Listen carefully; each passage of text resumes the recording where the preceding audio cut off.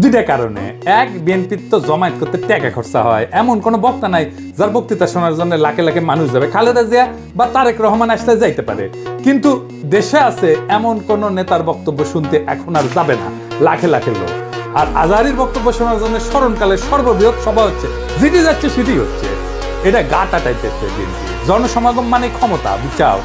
আমাদের ভিডিওর ভিউ গেলে ক্ষমতা, আমাদের পোস্টের লাইক শেয়ার ক্ষমতা, এই ক্ষমতাকে বিএনপি চ্যালেঞ্জ মনে করছে। আর দুই নাম্বার, ইন্ডিয়ার ডরায় জনপ্রিয় ইসলামী দল, এই জন্যই তারা চড়াও হয়েছিল মৌলানা দেলাওয়ার সাইডের উপরে।